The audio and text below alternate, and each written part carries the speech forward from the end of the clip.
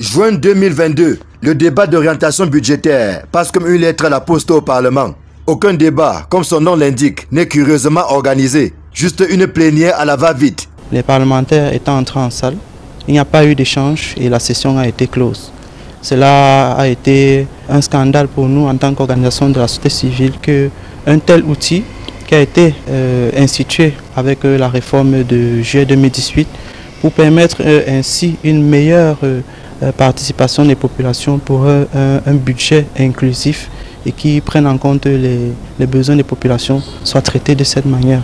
C'est une situation qui préoccupe aussi bien les députés et les sénateurs qui portent les voix des populations que les acteurs de la société civile. Nous avons pensé qu'il est important que l'on analyse le cadre juridique du débat d'orientation budgétaire pour voir concrètement qu'est-ce qui n'a pas marché en 2022, comme nous l'avons constaté tous, et comment est-ce que nous pouvons améliorer ce débat d'orientation budgétaire qui est une opportunité pour le citoyen d'entrer en contact avec le parlementaire qui est député ou alors sénateur, mais aussi de voir comment est-ce que ces préoccupations sont prises en compte dans la préparation du budget de l'État. Cette table ronde engage les décideurs à améliorer le cadre juridique pour un débat parlementaire effectif et efficace sur les orientations budgétaires afin de garantir en permanence la stabilité macroéconomique et par conséquent l'équilibre économique global. Nous savons qu'il y a des pesanteurs, des conservatismes qui ne permettent pas que l'ensemble de ces débats ait totalement lieu,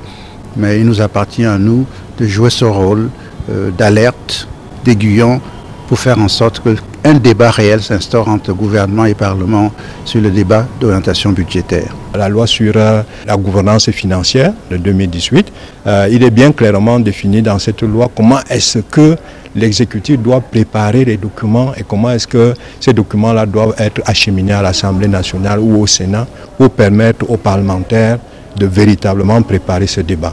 C'est ce qui n'est pas le cas en ce qui concerne ces deux chambres-là. Le débat d'orientation budgétaire de cette année est imminent. La société civile et les parlementaires espèrent que leurs critiques, observations et recommandations ne sont pas tombées dans les oreilles de sourds. Just wait and see.